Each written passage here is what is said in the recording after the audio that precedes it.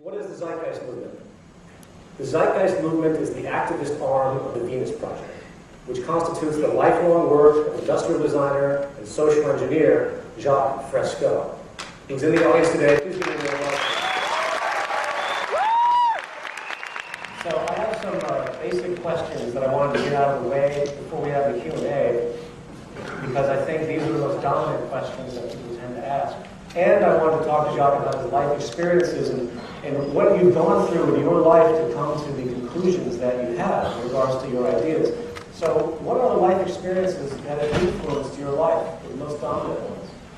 I'll try to compress it. Sure. My grandfather made it impossible for me to pledge allegiance to the flag of the United States. He told me that people came from all over the world and brought wonderful ideas to this country and made it what it is today. So I could not pledge allegiance to the flag. I wanted to pledge allegiance to the earth and all the people on it.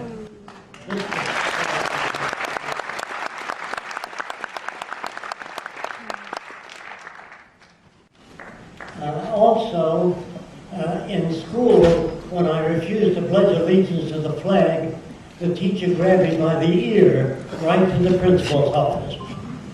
And she said, he doesn't want to pledge allegiance to the flag.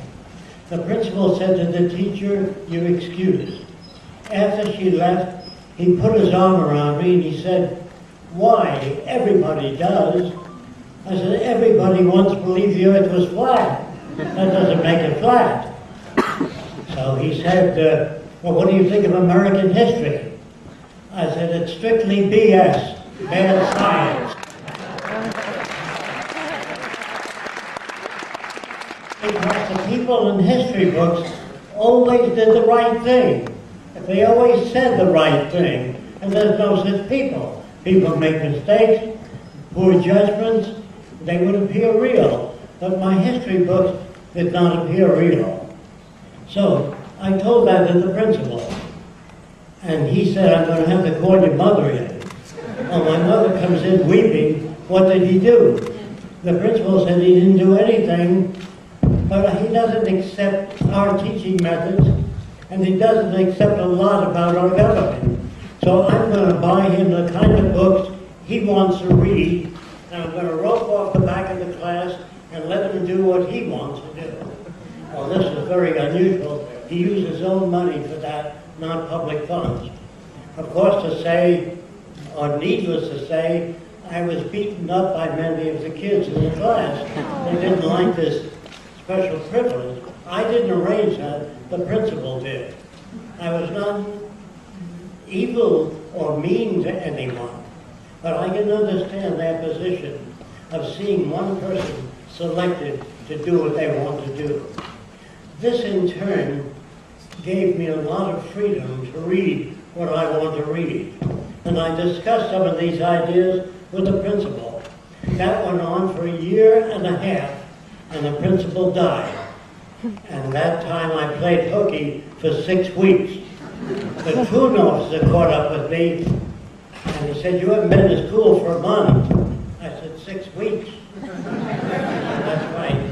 What do you do when you're not in school? I go to the library and read what I want to read.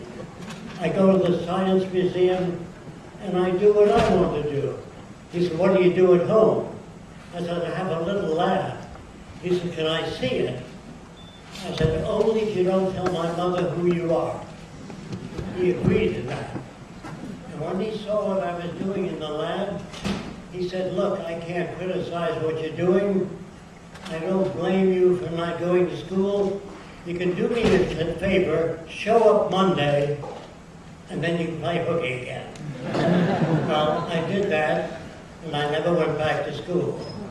I read what I wanted to read, and I did what I wanted to do. And I got information in a very different way. This is during the Depression, the last big depression, the 29 crash, or the 1930 crash. And at that time, 15 million Americans were sleeping in every empty lot. And that bothered me because There were things in store windows, they just didn't have the money. They bought houses and cars, and the banks failed. So they couldn't pay them off, and they were kicked out of their houses. But the sun was out, and things were in store windows, it's just that people didn't have the money. So in my own mind, I said, this shit has got to go.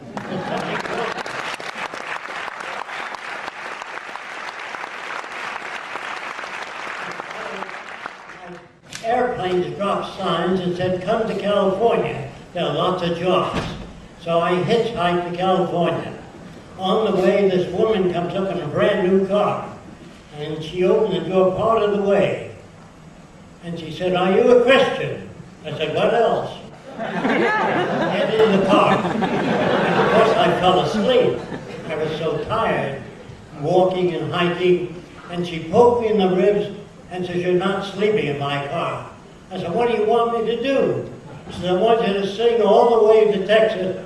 Jesus loved me, that I know, because the Bible tells me. I had to sing all the way to Texas. And so my background was very different than the average person. And when I got to California, there were thousands of people lined up for jobs. Would you work for 8 cents an hour? Would you work for 7 cents an hour? They brought people out there to get the lowest bid. And it was not a sane society, nor were people intelligent at the time.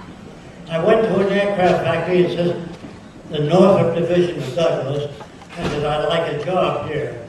They said, what are your credentials? I said, I don't have any. Do you know drafting, engineering? Do you know aircraft structures? I said, no. They said, we can't hire you. So I showed them some of my drawings. They said, you're hired. So I said, what do you want me to do? Well, just think up new ideas for airplanes. Oh, well, they roped off a section of the aircraft factory, and I worked on nothing but new ideas. After 3 weeks, the chief draftsman said to me, you've made more contributions in 3 weeks than the history of aviation. I want you to meet the chief aerodynamicist.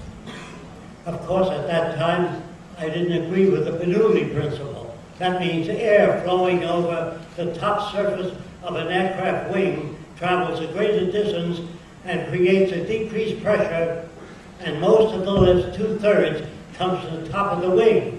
But in order to deflect air at 200 miles an hour in this direction, you've got to take a download in the wing. Well, he told the aerodynamicist that I didn't accept the Bernoulli principle. And he said, I don't want to talk to you if you don't accept that principle. Well, this was one of the major things that I read into, that scientists were not infallible. They had opinions, they had egos, just like everybody else. And some scientists were patriotic, some worked on weapons of war. I do not consider them scientists. A scientist is one who cannot be trained in one area, optics, engineering, structures. A scientist is one that has curiosity about our social system, poverty, hunger, international affairs. That was a scientist.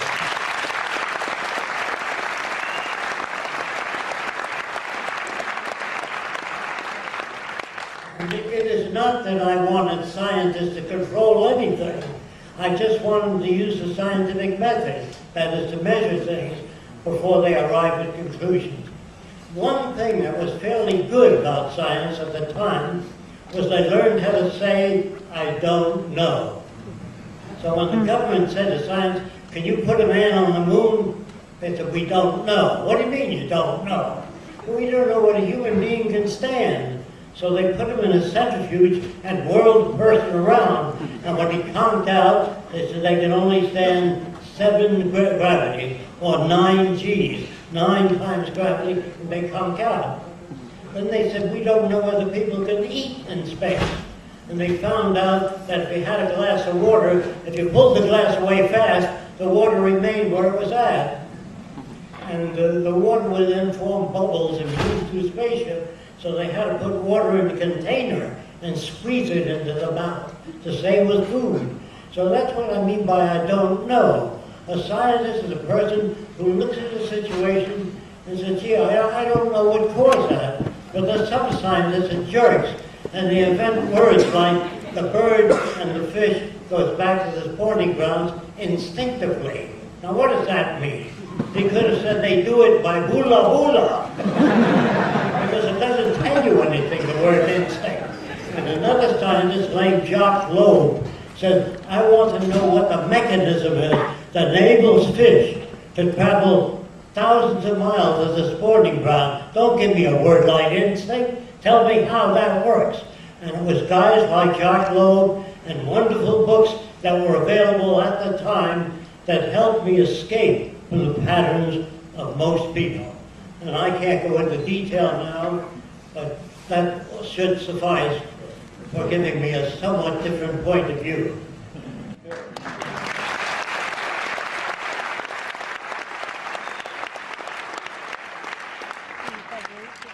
What is the closest thing you've ever seen to a resource-based economy in your life? I understand you lived on an island for a while. Yes. I wanted to know what people would be like if they were not influenced by our social institutions. So I worked my way on a boat to Tahiti. But the Chinese already owned the stores there, and it was kind of a business world. So I found some out islands about 300 miles east of Tahiti. I think it was called Tuamotu. And when I got there, all the natives walked around completely nude. And I never saw a male stare at a female body, because they were swimming nude ever since they were children. So they always looked at the eyes of a female. But in the States, the camera in a movie moves in on the cleavage line. When a girl crosses her legs, the camera covers that. When she walked, it's on her rear end. That's where men get that from. They're not born that way. Women think, well, that's how men are. That's not how they are. That's how they're made by this society.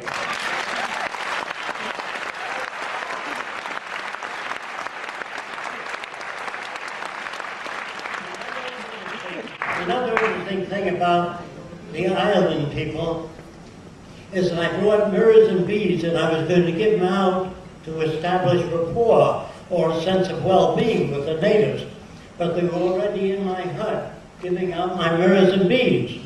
And I said, you know, what's going on? They said, you got too many of them. Well, I didn't know what that meant until 3 days later when some men were pulling fish in with a net, and they threw fish to anyone standing there. That was a resource-based economy. They didn't say, you owe me $5, you owe me $3. They shared everything they had. Then missionaries came. They set up a tent, and they was going to teach them about Jesus. So the native women came to church, you know, with their breasts pointing to the moon. And the missionaries couldn't keep the eye on the text. So they gave the girls T-shirts. They said, when you come to church, you put on a T-shirt. And all the girls put on T-shirts, but they cut 2 holes. I have no idea why, because they were brought up in that area. Now, you couldn't sell a nude magazine to any natives, and they wouldn't collect pictures of nude women, because they didn't know what that meant. If you covered a girl's nose, and you said to a guy, did you ever see a girl's nose? No. Well, show him a little bit, he's going to have to loosen his collar if you bring him up to that. So our culture is warped. You know, I've been to hundreds of restrooms, and I've never found a place to rest.